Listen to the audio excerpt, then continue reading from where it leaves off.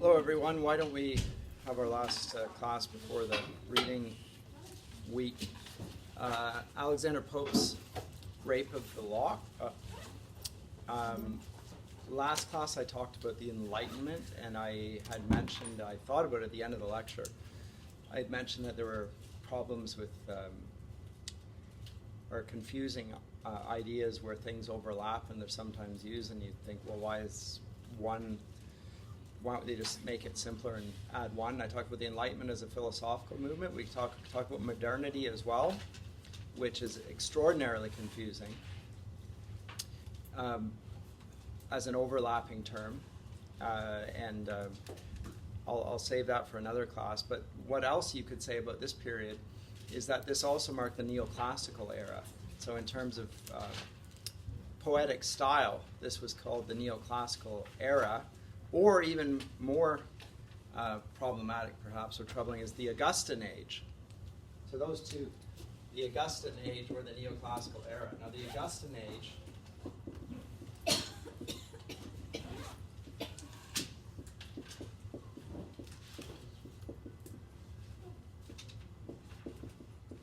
is a reference, chiefly a reference to Pope, actually, who's the chief of the poets of the day.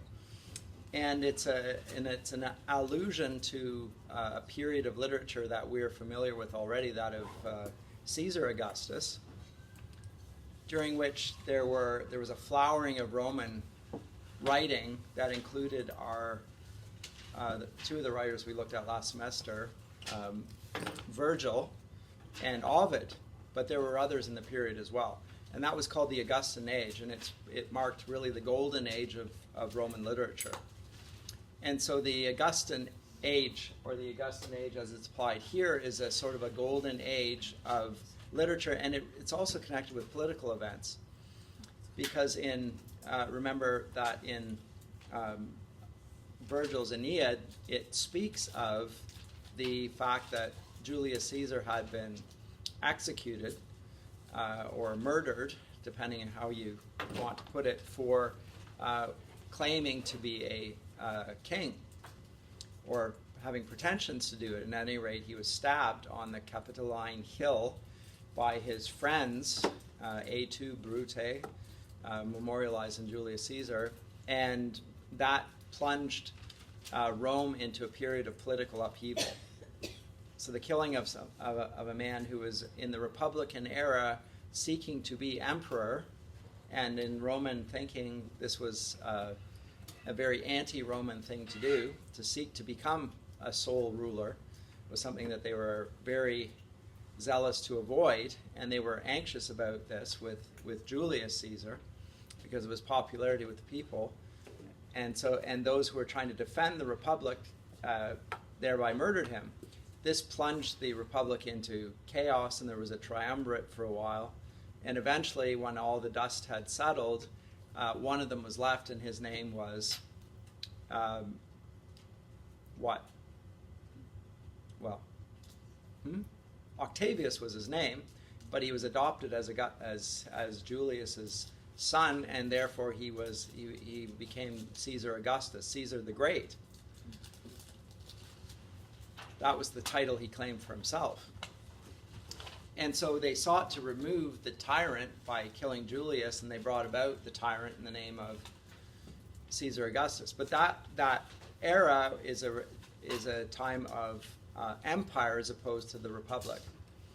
But it's also a time of discord as opposed to peace, because Augustus brought about what they call the Pax Romana, the peace of Rome, and it was brought about by military means. But it was an age of relative peace, and with it, there was an age of great artistic flourishing. And we looked at two of the products last semester. Similarly here, it's called the Augustan era because preceding this was the English Civil War, in which the king, Charles I, had been executed. There was for a time, there are some similarities and differences. They had a monarchy, they execute the king and bring about a republic. And then there's a restoration of the monarchy. Charles II comes back from France and brings with him Catholic manners and so forth, which is unsatisfactory to quite Protestant England. but he is the king. Eventually, he's overthrown in what they call the Glorious Revolution, because this time it happens without bloodshed. And William and Mary reign in his stead, and the modern-day British state really takes off from there. That's in 1688. So now it's a period of peace internally, and then there's the poets that follow that. So following a period of national upheaval and civil war and bloodshed, a period of peace and restoration and so forth, hence Pope. And with him, a restoration of neoclassical artistic ideals. And so I say that as a backdrop. I think it's interesting and helpful. And note that the context of a peaceful state was helpful in both cases for the flourishing of the arts.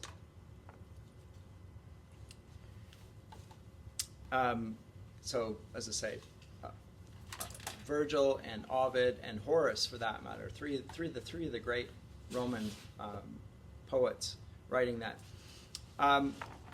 The taste of the day is not classical, it's neoclassical. Neoclassical is more, it's highly learned, first of all. And Pope himself knows several languages. Among other things, we're not going to read this, but among other things, he translated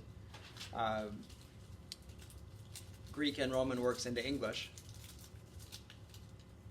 And imitated the poets that he admired in his own work. So he's he has great linguistic skills and literary skills. And so the learning is there, and it's conspicuous as well. It's quite clearly elusive, but it's also conspicuous, and they're not troubled by that, and they don't place a value on what the poets after them will value, namely the Romantic poets. For the Romantic poets, they value originality, novelty, the imagination. The neoclassical poets that we're looking at now, they value learning and sophistication and, to some degree, elusiveness. So a reference to foregoing works. So it assumes a very learned audience, whereas the Romantics are appealing to a less learned audience, and their heroes are common day people and so forth. But that's the revolution, actually, the Romantic move in poetry. That's the truly revolutionary movement, as they themselves announce. Do you have a question? Or? Yeah, I did. I'm just wondering if you could just say the main points of Romantic and Neoclassical. I'm not going to do it now, but I am going to do it when I come to the Romantics, because I want to show you what the... Yeah, no, but it's a good question, and it's necessary. And I'm just flagging it up now and saying I will amplify that when we come to the Romantics, because we have quite a few classes on the Romantics. And I'll do that for sure at that point. But let's establish what neoclassical is first, and then we'll see the Romantic reaction against it, because it is largely reactionary. But it's very morally engaged, and it's politically engaged, and its dominant mode, however, is satire. I need to make that comment as well. We're going to look at Pope today. We'll look at Swift when we come back from Reading Week. But both writers tend to write satirical works. What is satire? I'll explore it more in greater detail when we come to the next class, since we're looking at Pope, or rather Swift's Modest Proposal. But what is satire, and what does it assume? Anyone know what satire is? Type of humor. It is. There is a type of humor to it. So like sarcasm? Sarcasm can be a part of it, depending on the type of satire. There are different varieties of satire, and some of them can be quite sarcastic. Now, sarcasm literally means the tearing of the flesh. So sarcasm is meant to be biting, in other words. It's going to take a piece out of you. It's used to criticize others. It is used to criticize others, but that's in and of it. It's correct but insufficient, because there are many ways of criticizing others without being sarcastic. Sorry? It's, yeah, kind of like a bite in a sense. Yes. Correct, But satire also assumes certain other things, and there are certain conventions to it. And we'll look at those next time, but yes? Satire is to bring like a political reform or some kind, like to address a Good. problem. Good. There is a political agenda, and to some degree there's a very positive one. And the assumption in satire, which we'll amplify next class, is that people know what's right and wrong, and they're not acting that way. And so satire is meant to, like a sheepdog, nip at the heels of the sheep so they get in line. Sometimes it can be gentle, and sometimes it can be quite savage. Jesus employs satire, by the way, when he speaks to the Pharisees. You whitewashed sepulchres. That's not very nice. Their voices are supposed to bless and bring life. They are like tombs, and they're white on the outside, but there's death on the inside.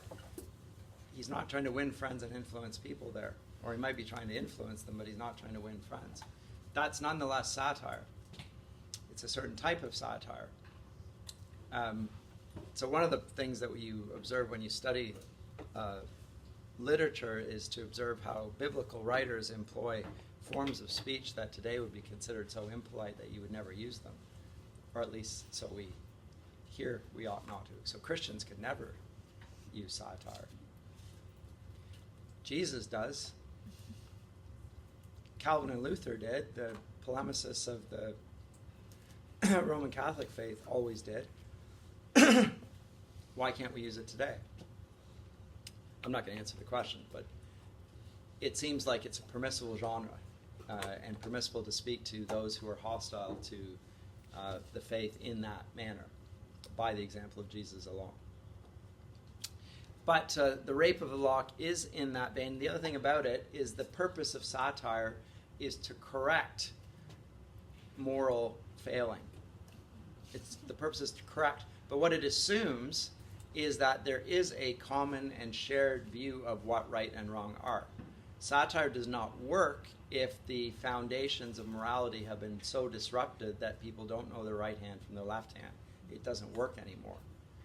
There are a lot of satire magazines in our day, so-called. They take bites. Are the bites meant to correct, or are they just meant to ridicule? I think the latter. And I don't think they're meant to correct. In which case, they really, although they have some of the features of satire, they lack the moral aspect of it, which this age will have. Now, there is an element of satire in this poem, which is a mock epic. So we've done a variety of epics last semester, and we just had Mr. Milton. And those epics had certain conventions, if you recall.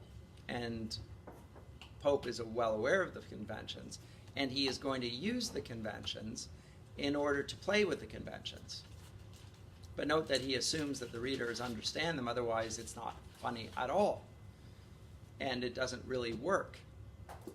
And one of the things about the epic, which we've already noted, well, you tell me, what, in terms of why is an epic written? Why do writers write epics and not other forms of literature? Why would a writer want to write an epic? Just from the features or conventions that you know about the epic already.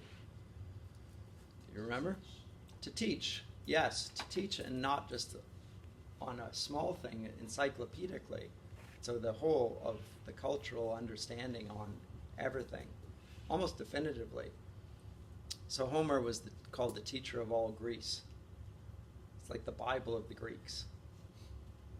If you want an answer on the nature of the gods, the nature of the underworld, how people ought to relate in different stations in life, you read Homer, and how does Homer depict it? And there's a guide to moral conduct there, and about the heavens and so forth. So it has that really broad and, quite frankly, then lofty subject matter. Now, once you've established that, and the epic has established that, because we've seen in Virgil's Aeneid it did the same thing, Dante's Divine Comedy, the same thing, and Milton's Paradise Lost, the same thing, right? It's the bar is very high. It doesn't get any higher. That's why Milton writes an epic, because he wants to talk about the great heroism that the Christian faith exalts. As soon as you get that, then you can play with that convention. And that's what he does with this so-called mock epic. The subject matter is utterly trivial.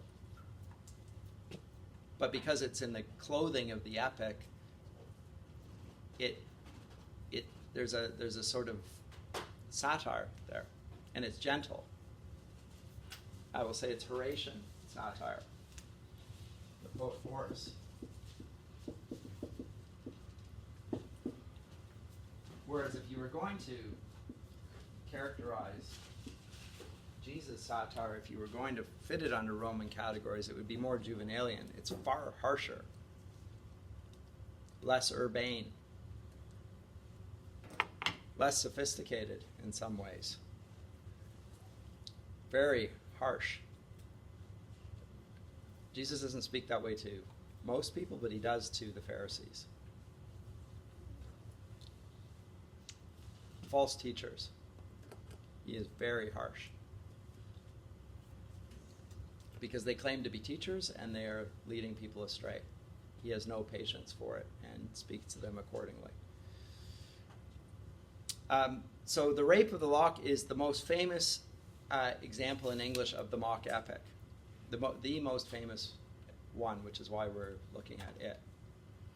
And it does relate to an actual event in Pope's life, and he decided he was going to write about it. Let me say a little bit about Pope himself. Pope is born in 1688, so the time of the Glorious Revolution. And at the same time that there's an edict on tolerance preached by or written about by John Locke, in which Roman Catholics and Protestants can live in the same country and not be at war with one another. There'll be tolerance for people that have radically different views of the most important matters in life, which marks English-speaking peoples for 300 years, by the way. That culture of tolerance and allowance for people to disagree on radically different views. Pope's a Roman Catholic. And he lives in the time when Protestant power has been consolidated. As I say, the Glorious Revolution brings back a Protestant monarch, and it stays that way. And the queens and kings of England ever after will be the heads of the Anglican Church once again. And that's then the established church. If you are not Anglican, then you are something else. If you're a different stripe of Protestant, you are considered a nonconformist. So if you're a Baptist or a Presbyterian or a Congregationalist of some variety, Pentecostalism doesn't even exist, and neither does Methodism at this point, you are considered a nonconformist. So there's Anglican, there's nonconformist Protestant, and then there's Roman Catholic. That's it. But these are tolerated. On the other hand, they are disadvantaged socially. So, for instance, Pope was excluded from university by virtue of being a Roman Catholic. He could not go to Oxford or Cambridge, despite his gifts. The same thing would have been the case, by the way, if he'd been in another European country. He would have been similarly excluded. Because the universities were means of preparing gentlemen for public service. And by the way, they were gentlemen. There were no women permitted. And they would be prepared then for work as who knows what, but working for the crown or for the government as an ambassador, as whatever, as a parliamentarian. That was what the purpose of the university system was for. And the establishment would not allow Roman Catholics in its ranks, so there's no point in allowing you to go to university. So he was excluded from the university and excluded from political life, and he had all sorts of disadvantages socially, economically because of that. So life was difficult for him in that sense. He largely taught himself then, so he's an autodidact, which makes him particularly brilliant. He's self-taught. Autodidact, yeah, good word, eh? Or not.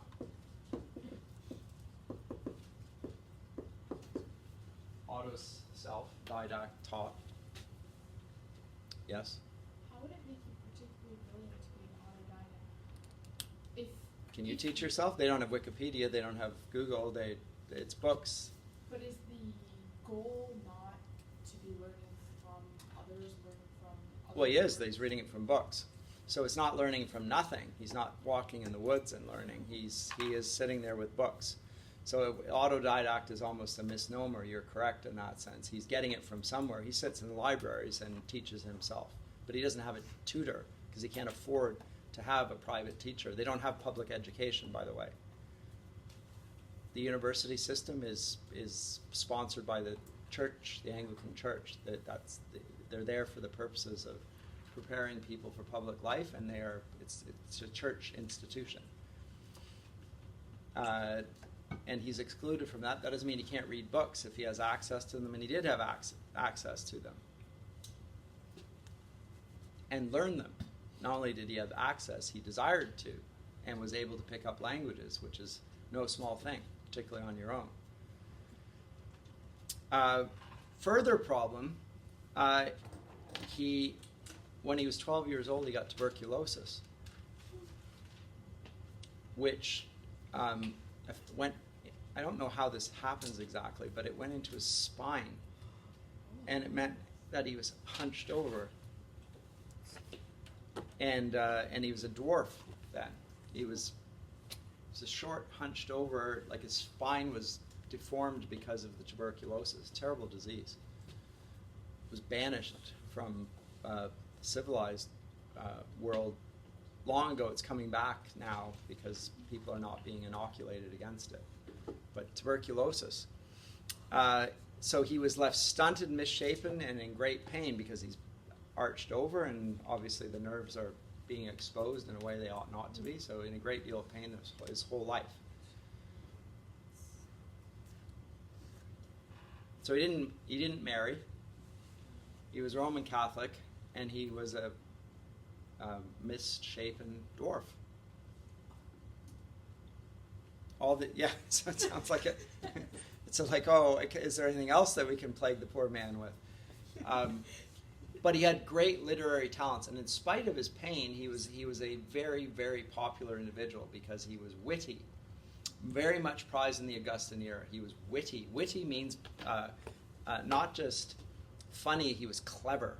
He was knowledgeable, and he did not feel sorry for himself.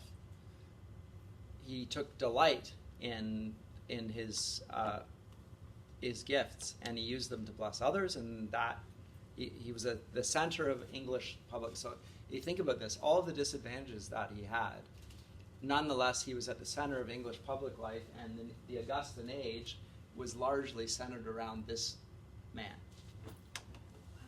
His friends were Protestant writers like Jonathan Swift, who was an Anglican, Irishman as well, but an Anglican. So he was friends with all of the literary figures of the day, very well liked and certainly well admired. So I just think those little snippets about a person's life are very interesting.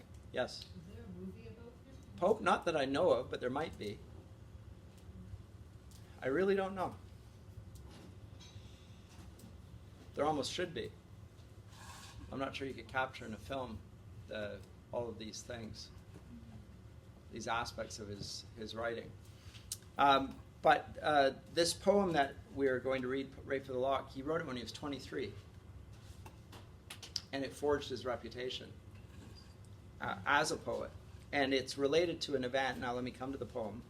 It's related to an event that took place among his acquaintances. A man by the name of Robert, Lord Petre,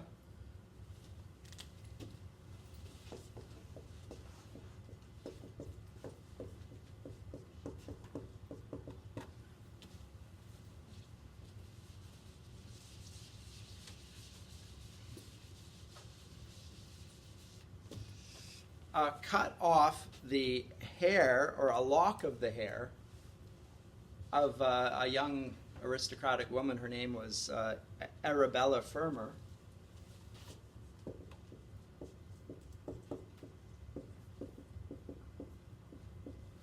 And this made me say hope. So what in the day, as a sign of affection, a gentleman would ask for a lock of the lady's hair, and then he would take off a lock in the hair, and he'd put it then in the brooch or whatever, inside of it and whatever, and he'd hold it near to his heart as a sign of affection, whatever.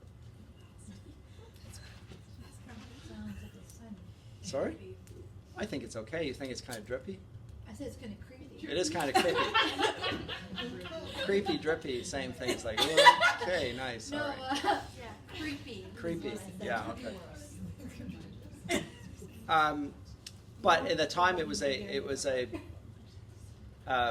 sign of favor. Now he didn't ask her for it; he just took it, and she was offended at the fact that he had taken a lock of her hair without Just permission. cut it off? Yeah, Like behind her, just snuck up. yeah. with it. Snip.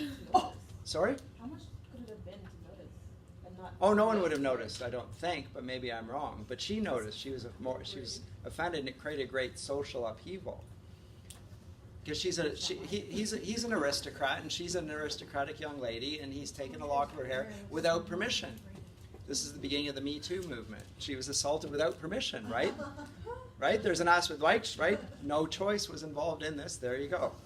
I mean, I'm overstating it, obviously, but yes. Was there usually enough? Like, did they do that regularly, or was it? It was common convention to give someone a lock of your hair. To Yes. give it, or just Yes. No, you can do. No, not just take it. No,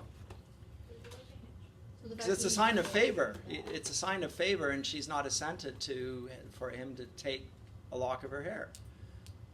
I mean, you might say it's relatively trivial, and that is what Pope is going to do with it.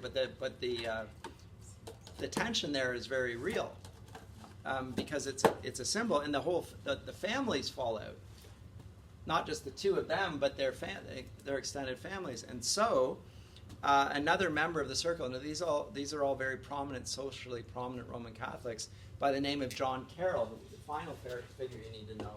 John Carroll proposes that Mr. Pope help out with the situation by diffusing it through his literary gifts. Let's make fun of the whole episode, get everyone chuckling, and allow them to reconcile.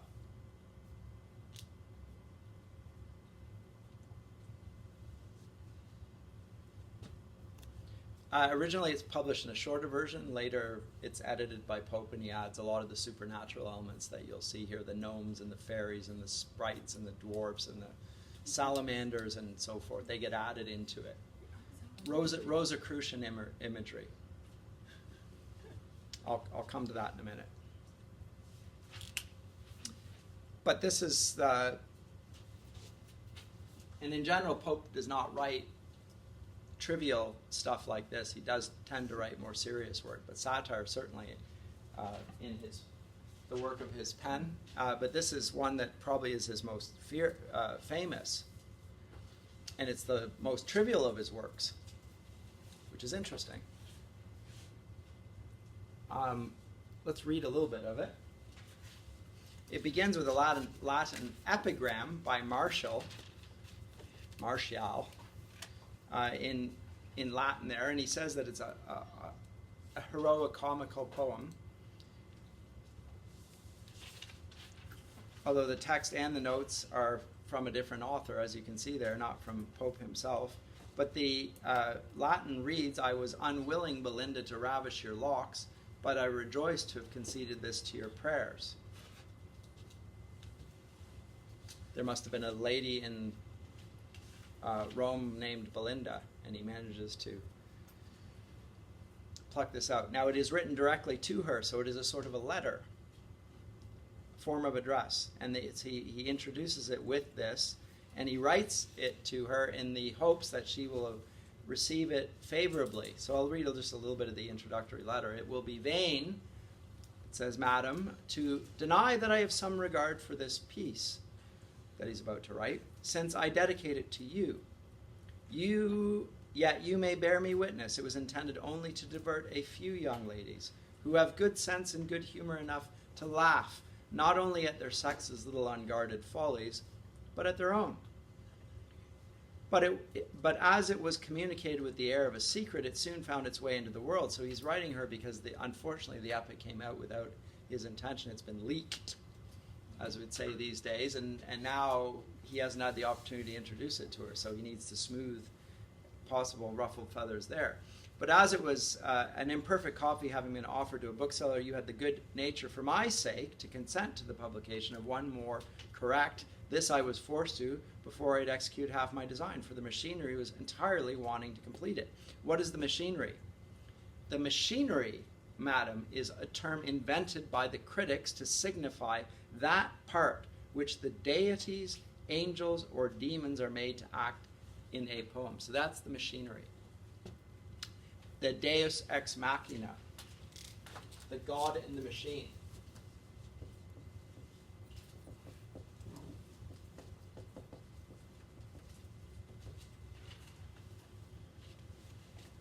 They are the ones that drive the plot along. If you recall back in the times of the epics, the gods actually did orchestrate the action. They interceded, they intervened, they made things happen. They also intervened at the end of Virgil's, Homer's Odyssey. The gods intervened to prevent even bigger bloodshed because the suitors' families come back to avenge them. And Athena intercedes, I think it's Athena, might be Juno, just to stop that from happening. So the gods intervene, they drive the action on. In this day and age, we've now reached the area in Christianity where there's it's also the scientific age, and there's a great deal of movement to embrace deism, and I think Pope's one of them, actually. So deism. Deism is the formal belief in Christianity with some dispute over the miraculous, or entire dispute. So it's a natural form of Christian religion. Christianity shorn of the superstition, as they would call it. How would that work? Doesn't. But there were movements, so the deists were trying to make an entirely rational religion, connecting their scientific exploration with biblical truth. How do we do that? Well, we cut out the bits that aren't scientifically verifiable. So, Jesus? Was that it? oh no, he's there, but the miracles would be. Oh. Well, there's a lot of teaching, so those would be remain. But the Benjamin Franklin Bible he actually cuts out, though. I think, or is it the Jefferson Bible he actually cuts out the miracles, like with his scissors, takes them out. He's a deist. He's a deist. So he disputes. He thinks it's, but he still thinks the Bible is of a profound source of wisdom. But those things he cannot tolerate as an educated man in his day and age. He's not going to accept it. So there's this move towards, in the rationalistic era, is having its effect on the Christian faith there. Now, Pope's Roman Catholic, but that it doesn't matter. He's living in the age of science. And they're trying to find scientific explanations for things rather than appealing to the miraculous. I remember I talked about Hume last time, who disputed miracles' existence at all. Yes? So would deists still believe that Jesus was like divinity, that Jesus was God? It's really hard without miraculous, right? Because the virgin birth, his death and resurrection, his ascension, these seem to be miracles themselves. Not only the miracles he performed, but what happened in his life, those are miraculous. They tend to try and find alternative explanations for them rather than that. So that begins in the deist period. This is also the time when the historical critical method arises in scholarship. That's just an aside, but it's probably important when he talks about the machinery there, it's of the gods. He may be saying it in part because he wants to fend off any concerns that people might have over the religious implications of the figures that he's going to introduce. And he plucks them from Rosicrucian mystic thinking. Rosicrucians are a form of Catholic mysticism. So he talks about it explicitly. They are people I must bring you acquainted with. She wouldn't be acquainted because they're obscure. The best account I know of them is in a little French book called Le Conte de Gabalis, which both in its title and size is so like a novel that many of the fair sex have read it for one by mistake. According to these gentlemen, the four elements are inhabited by spirits. Now, what are the four elements? Earth, air, fire, and water. We're not yet at the period of modern chemistry or biology. They still believe that the Aristotelian and classical world's understanding of the four elements underlie all of science. So those four things compose, everything's composed of those things. And from those four elements, there are four humors. Humors are the Renaissance equivalent of psychology. So based on how much fire you've got in you, that will affect your temperament. You'll be a fiery person if you got more fire in you, or you'll be a choleric person if you have a little bit too much water in you. Or you'll be somber, you'll be melancholic if you have too much whatever. So what we explain as psychology, they see as differences based on different physical properties. So they're associating your psychology with physical things in the same way our psychologists in our day are connecting the body with the mind. It's trying to explain differences in people. How do we explain these things? Because it's not that there's one right and all the rest are wrong. There seem to be varieties and they all seem to be okay, but they're actually quite different. How do we explain the difference and say that they're the same thing? So these four spirits that inhabit the four elements he calls sylphs, gnomes, nymphs, and salamanders. The gnomes, or demons, of earth delight in mischief. But the sylphs, whose habitation is in the air, are the best conditioned creatures imaginable. Cheerful, well-intentioned. And then there are the others, but they play less of a role. They're the two main, the good and the bad. So something like the Milton's angels and Milton's demons. He writes then in following, and let me just read some of the opening verses and then we'll talk about the conventions here. Remember it was John Carroll who asked for this poem to be, or for Pope to write this poem to smooth the conflict in the families. Canto 1, as soon as he writes canto, the reader thinks Dante. Right? What dire offense from amorous causes springs? What mighty contests rise from trivial things? I sing. This verse to Carol, Muse, is due. This even Belinda may vouchsafe to view. Slight is the subject, but not so the praise, if she inspire and he approve my lays. So that's the invocation of the Muse. Who's the Muse? His friend John Carroll. He's the inspiration for the poem. Who's it dedicated to? The lady Belinda. So there's an appeal to the supernatural. Remember, the Muses are the daughters of Zeus. In this case, he's obviously tongue-in-cheek saying, here's the man who's inspired this. He's the Muse, and she is the hero or heroine, in this case, of the epic. And rather than saying this, remember the epic convention, they always try to outdo their predecessors and say, this poem is greater than this poem, and here's why. He admits right from the outset that the subject is slight. Trivial, insignificant, but not the praise. Because if he just talks in slighting terms of her offense, she's not going to be very pleased with him. Then it's just mockery. And he doesn't want to mock her because she feels genuinely slighted and upset by what has happened to her. So how is he going to entertain her and get them all sitting around the same table and not in familial war? So then, say, what strange motive goddess could compel a well-bred lord to assault a gentle belle? Oh, say, what stranger cause, yet unexplored, could make a gentle belle reject a lord? In tasks so bold, can little men engage, and in soft bosoms dwell such mighty rage? No, what else do you notice about this verse thus far?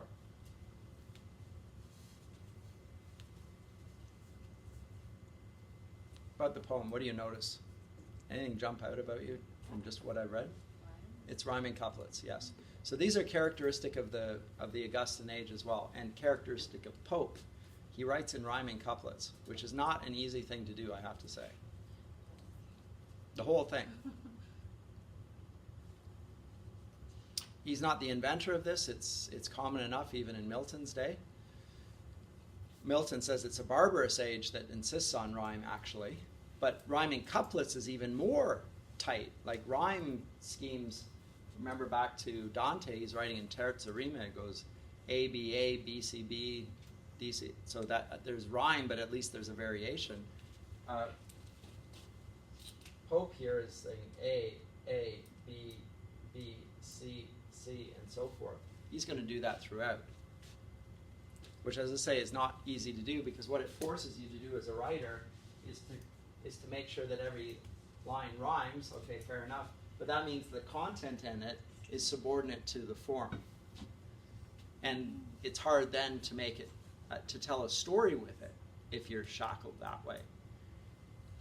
So you might be able to do it, but is it going to make any sense then? And Pope is a good enough writer to make it work and not appear tedious. Make it delightful. That's where the art comes in. So yes, and he's writing in iambic pentameter furthermore. So this is epic, in at least after Milton.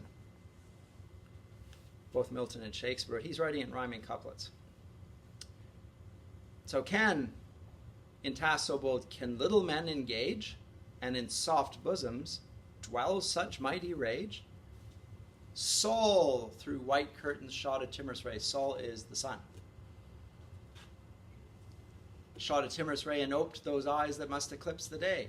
Now lapdogs give themselves the rousing shake, and sleepless lovers just at 12 awake. Noon, thrice rung the bell, the slipper knocked the ground, and the pressed watch returned a silver sound. Belinda still her downy pillow pressed, her guardian sylph prolonged to the balmy rest.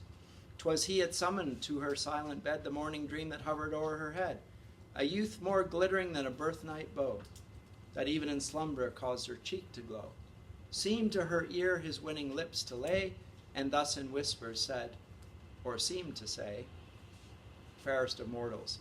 So note the picture that's being cast here is of the aristocrats who don't have to work, and in her case gets to sleep in till noon. Her head is pressed against the pillow while she's sleeping. It's being suggested that this is being orchestrated by these gods in the machine. So the sylphs are keeping her asleep. It's her guardian sylph, her guardian angel, and it's keeping her in a life of leisure. What's she going to do with her day? She's going to get dressed and get her makeup put on. And then, when she's done that heroic deed, she's going to go play cards with her other friends. And this game of cards will be a life and death match. And then they will have tea. And this will be the end of they will have their social arrangement and they'll go back home. So etiquette, by the way, etiquette as well. Etiquette manuals are being produced in this day for the first time. Do you know what etiquette is? It's not much talked about these days. So social decorum, how you act in public. These manuals are being produced because what we're finding in the neoclassical area, in the age of reason, is the development of mass society. So there's an enrichment of the countries of Europe, and there are people that there's not just the aristocrats and the common people. There's a growing middle class, and the middle class wants to do something with their money. And these are the nouveau riche. And they don't know how to behave in the presence of the aristocrats. So now they're being given etiquette manuals for here's how you behave. Here's where your utensils are. This cup's for this spoon is for that, this fork is for that, etc., etc. Here's how you greet a lady when she comes in the room. Do you stand up? Etc., etc. It sounds trivial. I think it's actually, in some ways, quite essential to good society. Manners. Yes? But do you know what the card game is? Ombre? Not much. Aside from what I've read, I've never played it. But I guess it was common in the day. But I do not know much about it. But it's being presented as a great battle, again, like in the Iliad, where there's these extended battle scenes, or in the Aeneid, where again there are great conflicts of heroic generals and armies clashing together. Well, now the battle is taking place in the form of cards. Again, fitting the trivial subject matter throughout.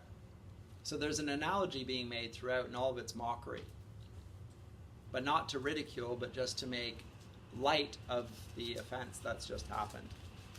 But anyway, the sylph seemed to say, "Fairest of mortals, thou distinguish care of 1,000 bright inhabitants of air, if e'er one vision touch thy infant thought, of all the nurse and all the priest have taught, of airy elves by moonlight shadow seen, the silver token and the circled green, or virgins visited by angel powers with golden crowns and wreaths of heavenly flowers, hear and believe.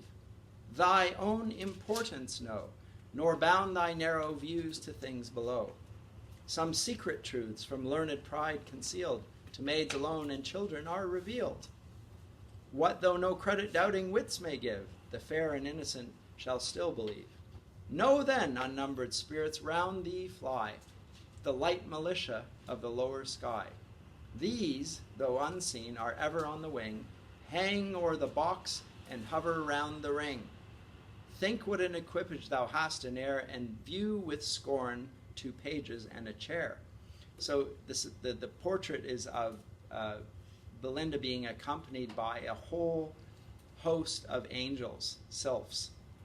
There's one that's looking after her ring. There's one hanging around her hair because it gets blown and it gets messy, so that the sylphs are there to make sure her hair stays in place. There's one that will guard her box where her perfume is held or jewelry. So there are sylphs looking after all of these things as if they were of the utmost state importance. Yes? Or how do you spell that? What? Sylph? Sylph? Sylph. Is it S-I-L? S-Y? No. Oh, You would- Sylph. Sylph. Oh, P. Yes.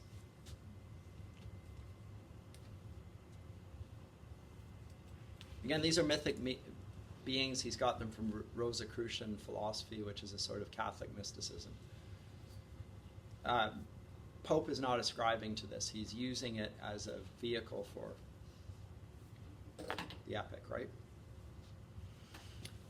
So there are good beings and there are bad beings. Yes? So him being Catholic, he. And this is a Catholic thought, but he's not ascribing to it, I don't think. Okay. So Yeah. would Orthodox Catholics not really ascribe to mysticism? No. Although mysticism is a part of Roman Catholic theology as well as Protestant. Mm-hmm. It's always fringe. It's never a dominant form, but it's there. And Jewish, for that matter, there's a mysticism. But I don't think he's seriously ascribing to it. He's simply using it as the machinery of the epic. At any rate,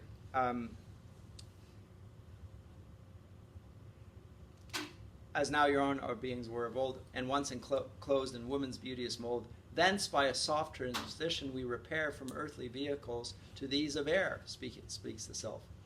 Think not, when woman's transient breath is fled, that all her vanities at once are dead. Succeeding vanities she still regards, and though she plays no more, or looks the cards, her joy in gilded chariots when alive, and love of ombre, that's the card game, after death survive. For when the fair in all their pride expire, to their first elements their souls retire. The sprites of fiery termagants in flame mount up and take a salamander's name. So those who are fiery in disposition become salamanders. Soft yielding minds to water glide away and sip with nymphs their elemental tea. The graver prude sings downward to a gnome in search of mischief still on earth to roam. The light coquettes in sylphs doth aloft repair and sport and flutter in the fields of air. So here's the Rosicrucian, the different types, character types, when they die become spirits, and these are the 4 different types of spirits that come out of those 4 different psychological characteristics. That's the explanation. Don't take it seriously. It's just using it, right? Don't try and figure out how this fits with Christianity. It doesn't. It's not supposed to. Or maybe it is if you're a Rosicrucian. Rosicrucian because the rose, the mystic rose. No further yet. Whoever fair and chaste rejects mankind is by some self embraced. For spirits freed from mortal laws with ease assume what sexes and what shapes they please. What guards the purity of melting maids in courtly balls and midnight masquerades? Safe from the treacherous friend, the daring spark, the glance by day, the whisper in the dark, when kind occasion prompts their warm desires, when music softens, and when dancing fires. 'Tis but their self, the wise celestials know, though honor is the word with men below. So here's the explanation. Note that he's also psychologizing what the gods do. Now this would be, in his day, the common explanation for the account of mythology. They're moving towards a psychological interpretation of the stories told in Homeric mythology and so forth. And similarly, they will do the exact same thing with the Bible. It becomes more and more common. So these events depicted are merely archetypes of human psychological experience, which is a type of reading that exists to this day. In fact, Jordan Peterson is now indulging in it. He's not saying there's nothing there. He's saying that there's something profoundly true about human nature, but the profundity lies in human psychology. It's not really about God, it's about us. I'm unfairly reducing what he's saying, but that's more or less the gist of it. And then he talks about the nymphs and the sylphs. Let me move onward a bit because we don't have that long. But he says there's a warning before this about the sylphs, and he says, erring mortals levity may call, oh, blind to truth, the sylphs contrive it all. So the sylphs are those that guide the good figures, like Belinda. And of these am I, who thy protection claim, a watchful sprite, and Ariel is my name. So this is the guardian spirit for, and that's line, by the way, 106. The guiding spirit for Belinda's name is Ariel, which is the name of the daughter of Prospero in,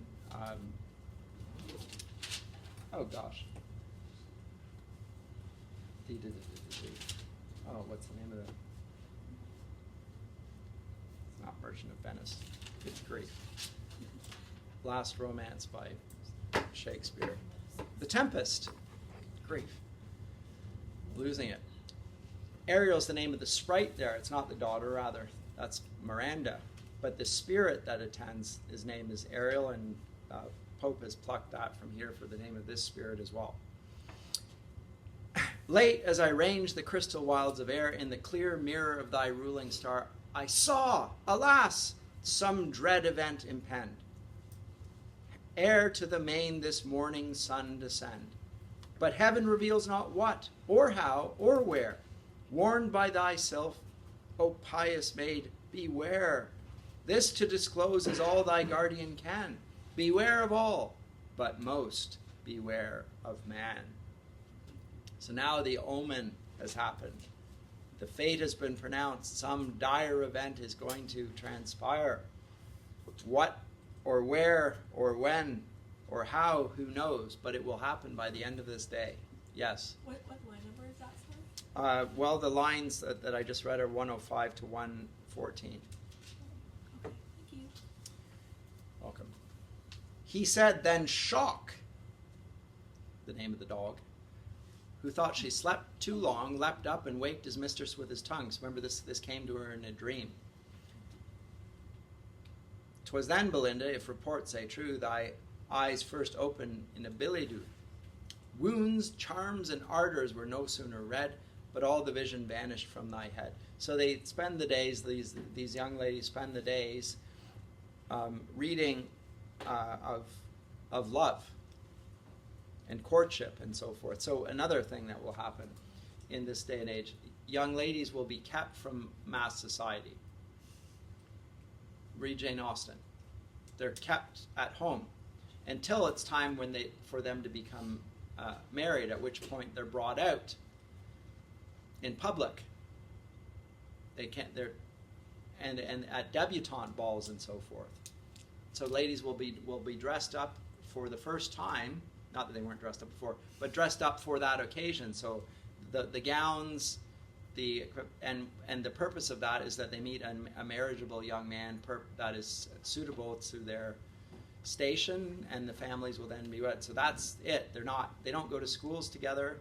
You see somebody, your future husband or wife, for the first time at one of these debutante occasions, and all the lords and ladies are there tut-tutting around. That's how it works. Hence the purpose of debutante balls. So you're making a debut, your first public display. I've heard she's a great beauty. Oh yes, that's what the reports say. Then she appears in public. Oh, there you go. So great occasion. So it's making a great. So how does courtship happen? Where does it happen? That's how it happened in the 18th century in polite society. The women stayed at home, learned the feminine arts. They learned to read, they learned music, they learned to master their household and so forth. And when they're of age and when they're ready to be married, the firstborn goes out in public. The second, third, fourth, they do not go out before the firstborn. Firstborn goes out first because there's a dowry that goes with that. And if the younger goes out first, then the first has no financial package that goes with her, and she's less marriageable then. So she's going to be stuck at home. So that's not how you do it. Anyway, so you get a bit in Jane Austen. My colleague, Dr. Duquette, will teach you Jane Austen, but that's context there. And context here, to some degree. But she is, on the other hand, clearly they're not following these conventions here, because this young woman is going out and playing cards in public and exposing herself to the dire threat of man. Dire threat. And Shock the dog's woken her up now, and now comes the arming of the maiden. Now remember the arming scenes that take place in the Odyssey and the Aeneid, and to some degree we saw it even in Sir Gawain and the Green Knight, the scene when the hero is given his particular equipment that will allow him to fight the monsters. So there'll be a special sword and a special shield, and the shield will be given extended description, and you'll have certain signs and symbols on these things, and and you'll have a horse perhaps, and the horse will be a named horse, and then you'll hear about the whole lineage of this horse and what a great horse it was, etc. This is what's going to follow here now. And now unveiled the toilet stands displayed. It's not talking about the thing you sit on, by the way. The toilet is the reference to makeup. Your toiletries, to this day we call them, right? It's not reference to the toilet. It's reference to the everything that is used to beautify yourself, make yourself ready to go out. So the toilet stands displayed, each silver vase in mystic order laid. First, robed in white, the nymph intent adores, with head uncovered, the Cosmetic Powers. Now, Cosmetic Powers, and he's playing on words here a little bit, but the word cosmos in Greek, and of course it has multiple, but when we think of the word cosmos, we think of the universe, right? It's a Greek word, by the way. It's with a K rather than a C, but it's a Greek word. And it does refer to the heavens. They call it the cosmos. But it also refers to a bauble, an ornament. A beautiful ornament, like something like a ball that you place on your Christmas tree, an intricate ornament, is also a cosmos. And this is the word from which we get cosmetics. It's an ornamentation, and it's beautiful just like the heavens are beautiful. Connected to that, right? And Pope, knowing the Greek roots of this word, is suggesting like her face is being made up beautiful like the heavens. Right? But that's where cosmetic, and again, Petrarchan love conventions get applied to this day. That's what cosmetics are. They're making your face beautiful like the heavens. It is so. The Cosmetic Powers. A heavenly image in the glass appears, well, her face, To that she bends, to that her eyes she rears. The inferior priestess at her altar's side, trembling begins the sacred rites of pride. It's supposed to be funny, right? The sacred rites of pride, because of course now she's looking at her face and she's admiring this beautiful image that she sees, and of course it's her image. The narcissism, right? The image actually the myth of Narcissus is he looks in, is a youth, he looks in the pool. He's not interested in the nymphs. They love him because he's beautiful. He looks in the pool and he sees, finally sees somebody that he loves who's beautiful enough for him. Well, it's himself. And then he falls in the pool and drowns. That's the story of Narcissus, echo in Narcissus, and there's an echo that arises out of it. So it's a Greek myth. It's really interesting. So a narcissist is somebody who loves himself, and the perils of narcissism in it. There you go. But anyway, she is looking towards this heavenly image in the glass, and the sacred inferior priestess at her other side tremble, begin the sacred rites of pride. Unnumbered treasures ope at once, and here the various offerings of the world appear. From each she nicely culls with curious toil, and decks the goddess with the glittering spoil. This casket India's glowing gems unlocks, and all Arabia breathes from yonder box. So the spices, the gems of India, the spices of Arabia, the tortoise here and the elephant unite. What's the tortoise and the elephant? Tortoise shell and ivory, because it's a comb. Transformed to combs, the speckled and the white. Here, files of pins extend their shining rows, puffs, powders, patches, Bibles, billet-doux. Note how the Bible's thrown in with all the other cosmetic things. She's going to go out in public and show herself a good Christian woman. She's got the Bible along with all the other things. But note that it's just one of a number of things. It suggests how trivial she regards serious matters. Now awful beauty puts on all its arms. The fair each moment rises in her arms. Her charms, rather, repairs her smiles, awakens every grace, and calls forth all the wonders of her face. Sees by degrees a purer blush arise, and keener lightnings quicken in her eyes. The busy sylphs surround their darling care. These set the head, and those divide the hair. Some fold the sleeve, while others plait the gown, and Betty's praised for labors not her own. Because the maid is actually not doing it, it's the sylphs are doing all the work. Betty's the name of the maid. Okay, so now the lady is ready to go out into the world, and she is now going to go out for her games of cards. Now, in the Canto 2, I don't have time to go through this every line. In Canto 2, we're told of the power, or the sylphs, the machinery of the gods is now speaking, and we hear about the threat that's imminent. So line 73 of Canto 2.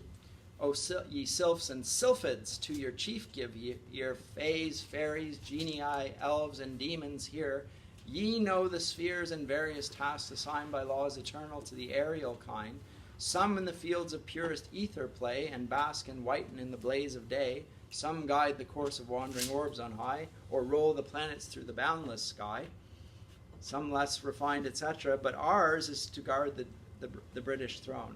But this day, line 101, black omens threat the brightest fair. That e'er deserved a watchful spirit's care. Some dire disaster, or by force or sleight, but what or where the fates have wrapped in night. Whether the nymph shall break Diana's law. Diana's law is the law of chastity. This would be a disaster. Or, line 105, or some frail china jar receive a flaw. So it's either this, she would lose her virginity, or a piece of china might get a flaw in it. Note that there's an equivalence. The dire event, would it be this or would it be that? Note thereby Pope is making fun at the lack of moral compass of this lady Arabella Fermor in getting so upset about the loss of her lock of her hair. No proportion.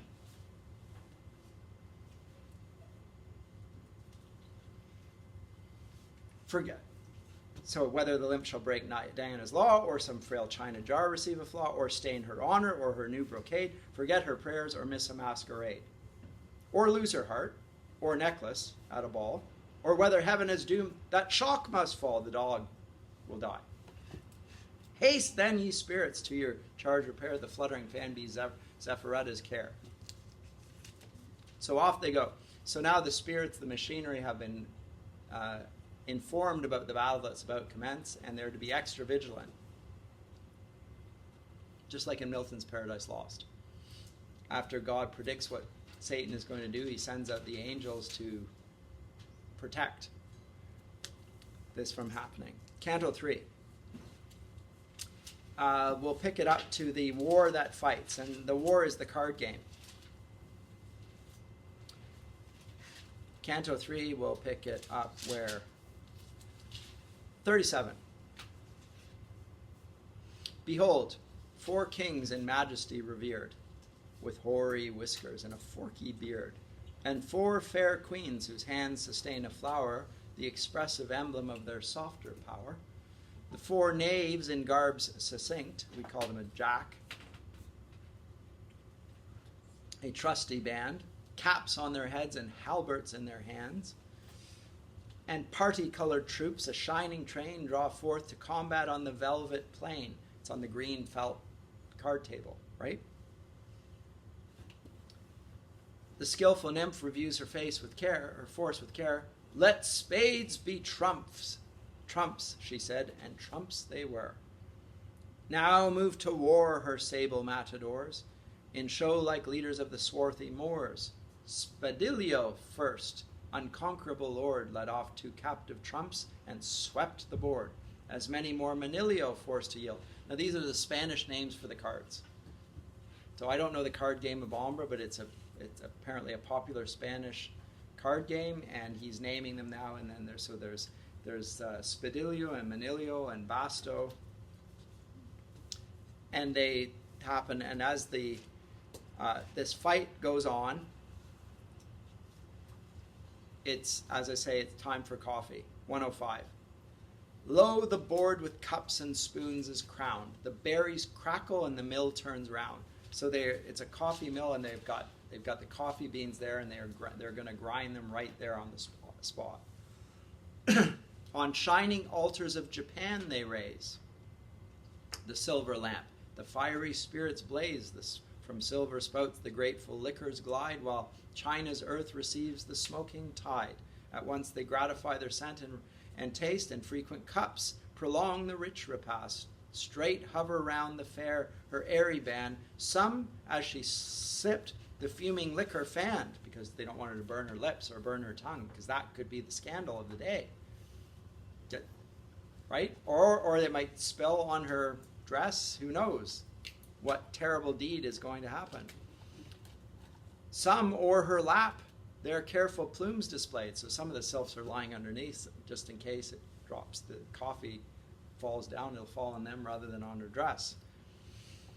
Coffee, which makes the politician wise and see through all things with his half-shut eyes, sent up in vapors to the baron's brain new stratagems, the radiant lock to gain. The baron. We've skipped over his introduction, but now he has his thought.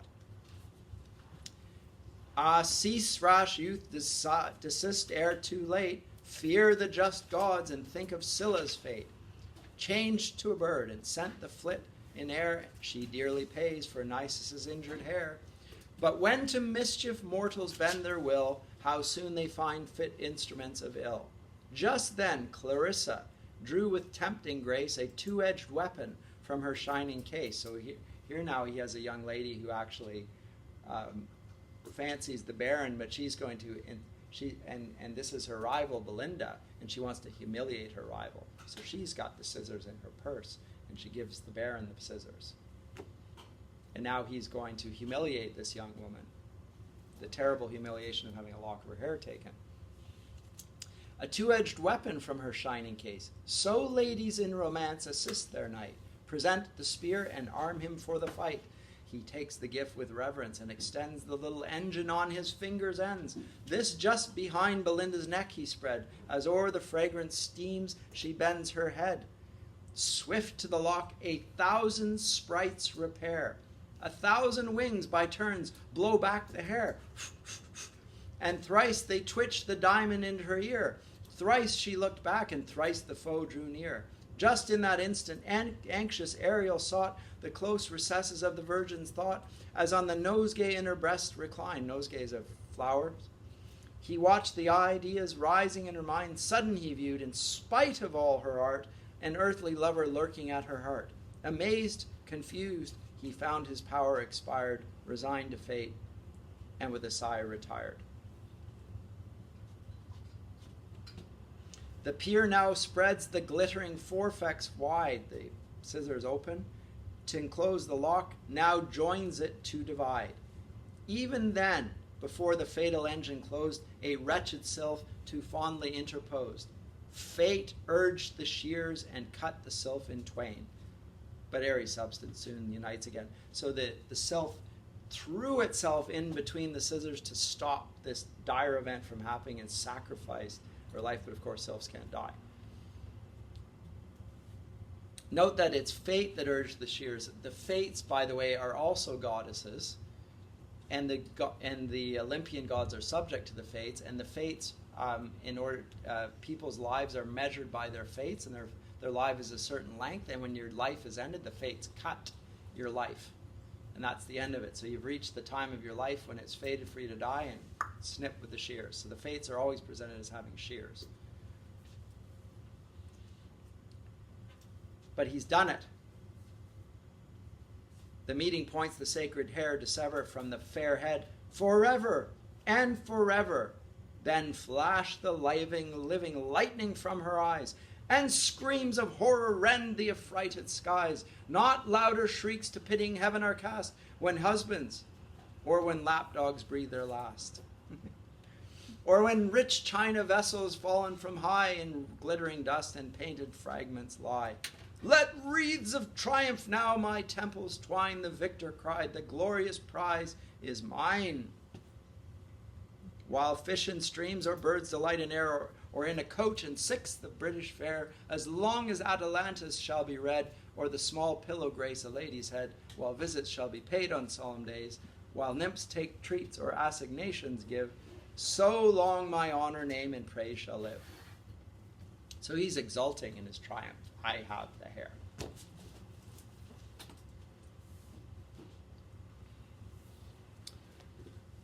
Fourth and final canto. 2 minutes. But anxious cares the pensive nymph oppressed, and secret passions labored in her breast. Not youthful kings in battle seized alive, not scornful virgins who their charms survive, not ardent lovers robbed of all their bliss, not ancient ladies when refused a kiss, not tyrants fierce that unrepenting die, not Cynthia when her manto's pinned awry, e'er felt such rage, resentment, and despair as thou, sad virgin, for thy ravished hair. This was the worst moment in all of human history that just happened. For that sad moment when the sylphs withdrew and Ariel, weeping from Belinda, flew, Umbriel, a dusky, melancholy sprite, as ever sullied the fair face of light, down to the central earth, his proper scene, repaired to search the gloomy cave of spleen. So it's all. Remember, when Satan, in the guise of the serpent, tempts Eve and he succeeds, he slinks off, having done his dire deed. Same portrait here. So the fall of Belinda, the fall of a lock of her hair has just happened. When I said that the fourth canto was the one, there's the fifth and concluding one. I've got 2 minutes. Let me pick it up at line 45 of Canto 5.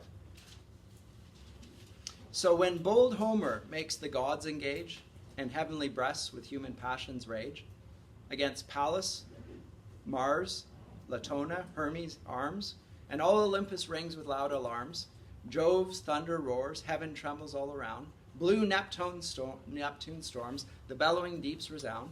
Earth shakes her nodding towers, the ground gives way, and the pale ghost starred at the flash of day. Triumphant Umbriel on a sconce's height clapped his glad wings and sat to view the fight. Propped on their bodkin spears, the sprites survey the growing combat or assist the fray. Because now all of the angels and the spirits are arrayed out for a big battle.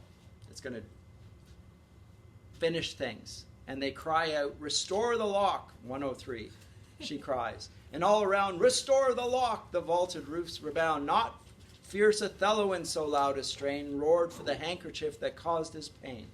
But see how oft ambitious aims are crossed, and chiefs contend till all the prize is lost. The lock, obtained with guilt and kept with pain in every place is sought, but sought in vain. With such a prize no mortal must be blessed, so heaven decrees. With heaven who can contest? But then it goes up to the lunar sphere, but trust the Muse, and the Muse delivers this lock. And let me conclude the final lines, 142. With the fate of Louis and the fall of Rome, then cease, bright nymph, to mourn thy ravished hair, which adds new glory to the shining sphere. Because the lock now, this is how it concludes. The lock is taken up to heaven and is made into a star. Just like Augustus Caesar, when he dies, Aeneas, when he dies, he will be translated into a star in the firmament at the end of his life. He become one of the heavenly bodies. It actually doesn't take place in the Aeneid, but it's prophesied there that there will be he will become a heavenly being. But now the hair will be. Cease to mourn thy ravished hair, which adds new glory to the shining sphere. Not all the tresses that fair head can boast shall draw such envy as the lock you lost. For after all the murders of your eye, when after millions slain yourself shall die, when those fair suns shall set as set they must, and all those tresses shall be laid in dust, this lock the Muse shall consecrate to fame, and midst the stars inscribe Belinda's name. So at the end of it all is that people will praise this wonderful lock, which has been made part of the heavenly bodies and so forth, etc. Not to be taken seriously, it's a mock epic, but you get a sense of the age and how it functions.